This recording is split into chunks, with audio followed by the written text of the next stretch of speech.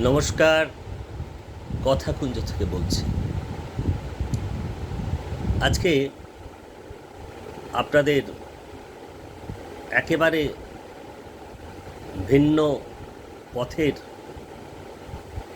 ভিন্ন মতেরও বলতে পারেন কথাকুঞ্জ শোনাব। সেটি কি? মদ্যপান বিষয়ে দু চারটে কথা বলতে ছোট গল্প তারাপদ রায়ের মাতাল সমগ্র থেকে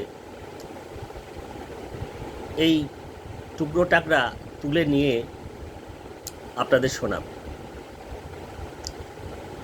আপনারা তো জানেন সেই বিখ্যাত কাব্যকথা, কবি শুধু নিজের জোরে মাতাল, মদ না খেয়েও। তো এই অধম তো আর তেমনতর কোনো লেখাপত্র করেন না যে মদ না খেয়ে শুধুমাত্র লেখার জোরে মাতাল হতে পারেন, আর মদ খাবার ইচ্ছে বা মুরদ কোনোটাই নেই। সুতরাং যেটা হতে পারে সেটা হলো এ বিষয়ে সাহিত্যে যে রঙ্গরসিকতাগুলো রয়েছে সেগুলো নিয়ে দু চার কথা বলা যেতে পারে। যেমন এই তারাপদ রায়ের মাতাল সমগ্র থেকে আপনাদের শোনাবার একটা ভাবনা তৈরি হয়েছে। আর একটা কথা বলতে পারেন, সেই আপনাদের নিশ্চিত করে মনে আছে অগবধূ সুন্দরীতে উত্তম কুমারের সেই গান, যে একটা লাইন আছে ওখানে, আমার মনে পড়ছে যতদূর স্মৃতিতে, যে মদ্যপানের বিরুদ্ধে যারা, তাদের মাথায় পড়ুক বাজ। তো আমরা যে সময়টা ওই সিনেমা দেখেছি, অনেকটা বয়স অল্প, তখন কি মনে মনে তাকে সমর্থন জানিয়েছি? সে জানাই আর না জানাই, কিন্তু মহানায়ক যে তার অসাধারণ যে অভিনয় ক্ষমতা, দক্ষতা, সেসব দিয়ে দৃশ্যটিকে জমিয়ে দিয়েছিলেন, সে নিয়ে তো বলবার কিছু থাকে না। তো যাই হোক, আজকে মনে হলো যে এই গতানুগতিক নানা রকম কথাবার্তা তো হয়, অনেক রসকসহীন কথাবার্তাও বলতে হয়, সময়ের চাহিদা থাকে। তো আজকে আপনাদের যদি একটু মদ্যপান নিয়ে দু চার কথা, সাহিত্যের রঙ্গ রসিকতার কথা বলি, সেটা নিশ্চয়ই আপনাদের মন্দ লাগবে না। তো সেই মোতাবেক আপনাদের তারাপদ রায়ের মাতাল সমগ্র থেকে ওই ছোট ছোট অংশ দু তিনটে আমি দেখি যদি আপনাদের শোনাতে পারি। যেমন ধরুন, আমার এখানে একটি ছোট লেখা, ছোট মানে সেটি পড়বার ক্ষেত্রে অনেকটাই বড়, যেটা আমাদের সময়ের একটা সমস্যা আছে বলি বারবার। একটা টুকরো অংশ আমি শোনাচ্ছি। মাতালের কাণ্ডজ্ঞান। দুজন মাতাল অনেক রাতে মদ খেয়ে চুচ্চুর হয়ে বড় রাস্তার মোড়ে ঠিক মধ্যিখানটায় পরস্পরকে জড়িয়ে ধরে দাঁড়িয়ে আছেন।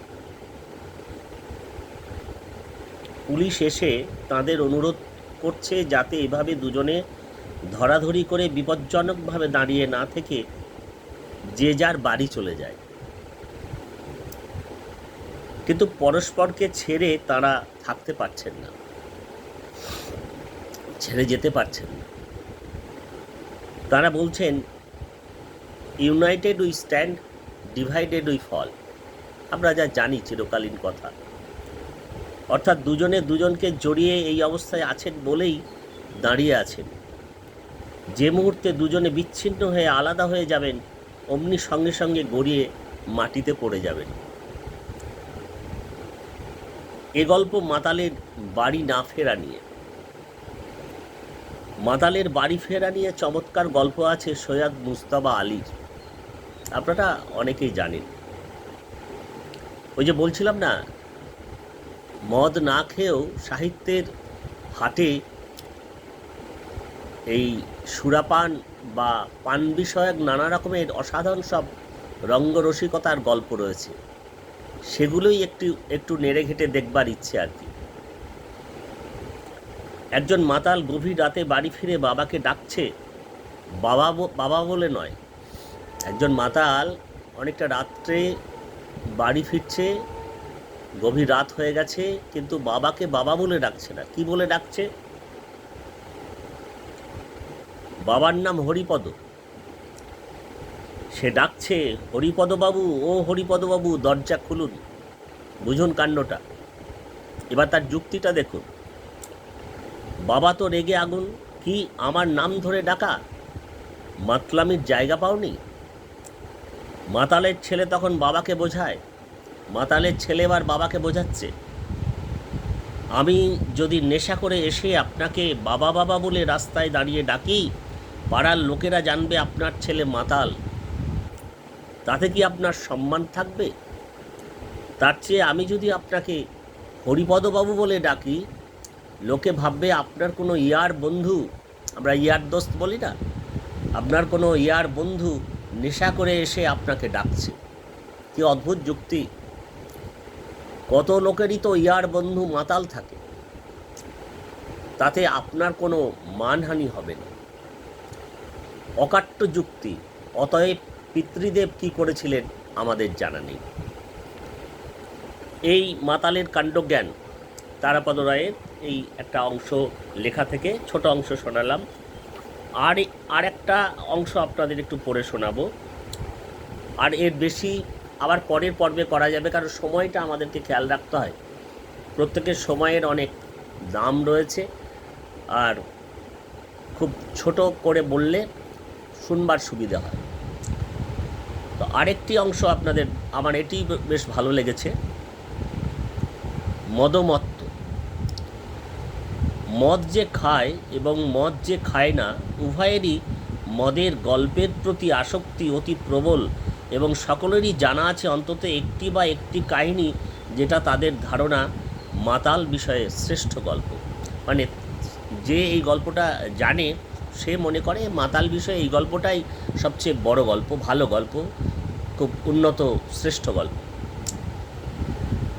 একটা খুব ভালো কাহিনী আমাকে শুনিয়েছিলেন এক প্রবীণ সম্ভ্রান্ত ভদ্রলোক, অবসরপ্রাপ্ত বিচারক।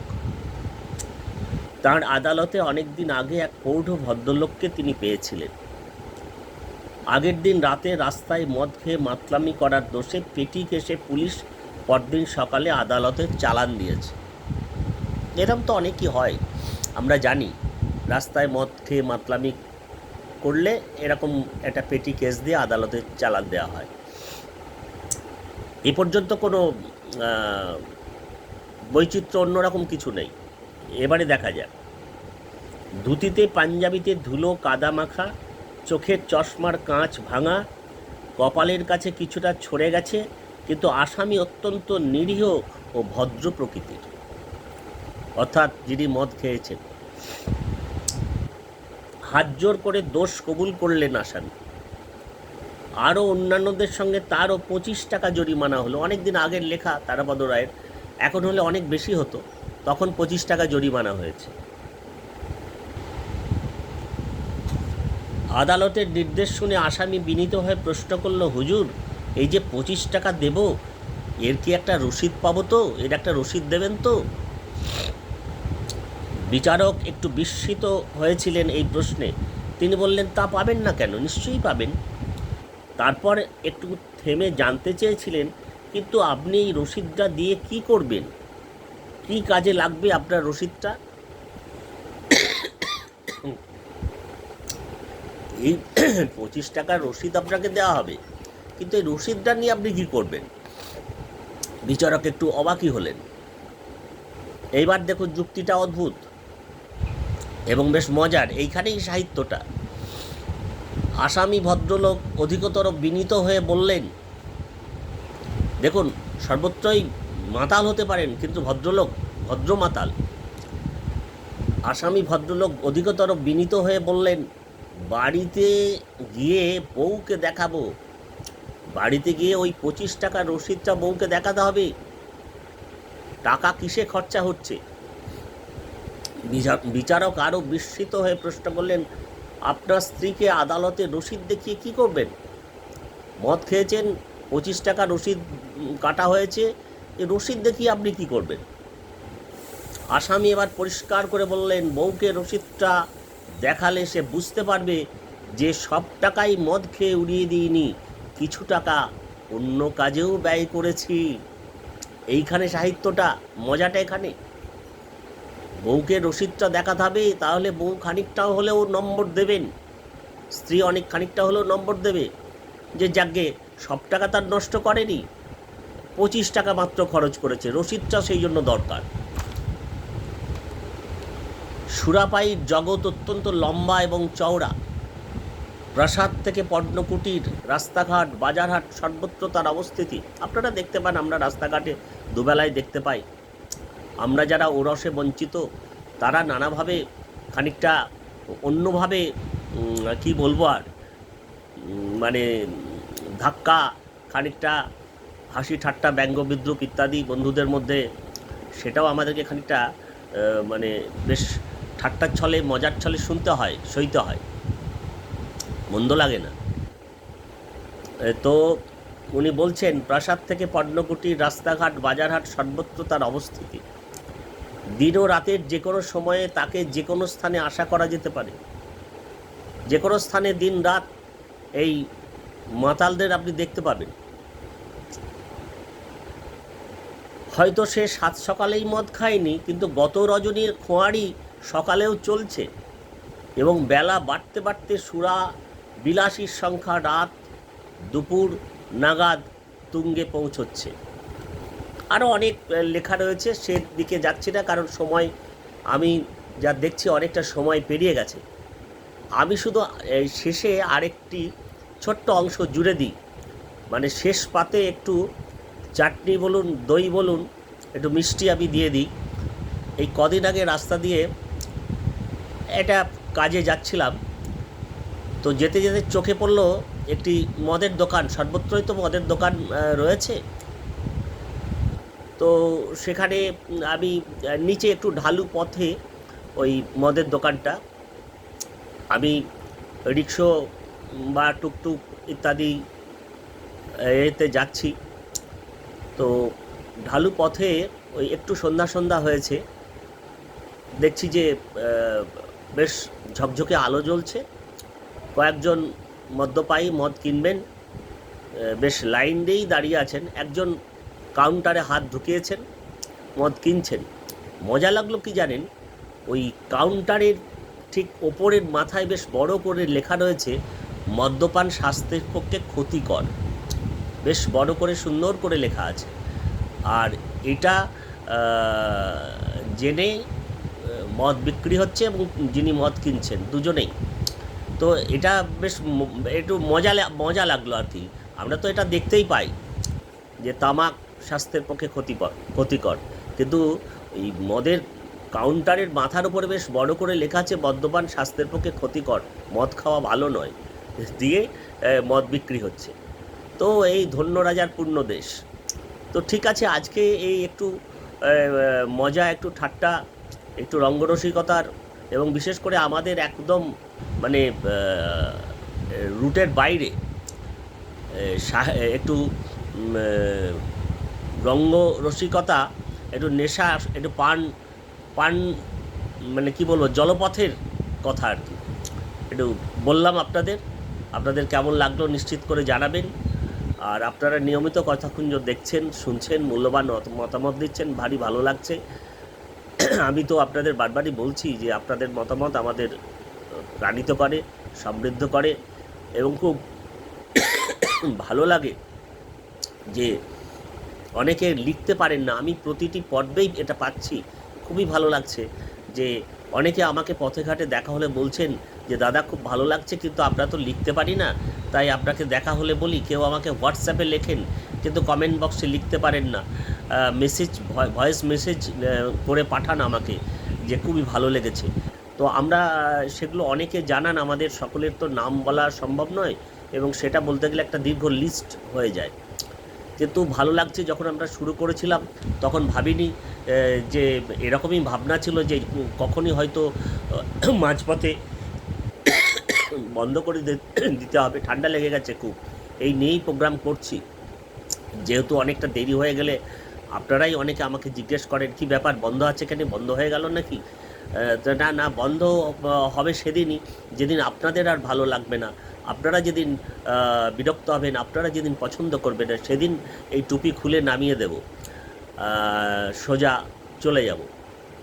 তো যাই হোক, আজকের কথাকুঞ্জ তারাপদ রায়ের মাতাল সমগ্র থেকে ছোট দু একটা অংশ আপনাদের আমি পড়ে শোনালাম। মাঝে মধ্যে এরকম শোনাবো, অনেক লেখা আছে, সময় সুযোগ মতো। ঠিক আছে, আজকের কথাকুঞ্জ আপনাদের কেমন লাগলো নিশ্চিত করে জানাবেন, কমেন্ট বক্সে জানাবেন। আর আপনারা তো জানেন যে সাবস্ক্রাইব করবার ব্যাপারে বলবার কিছু নেই। সাবস্ক্রাইব করতে কোনো পয়সা কড়ি লাগে না, একটু ভালোবাসার স্পর্শ লাগে। ঠান্ডা লেগে গেছে ভীষণ, খুব অসুবিধা হচ্ছে। আজকের কথাকুঞ্জ এখানেই শেষ করছি। আপনারা সকলে ভালো থাকতে চেষ্টা করবেন। অনেক ধন্যবাদ, নমস্কার।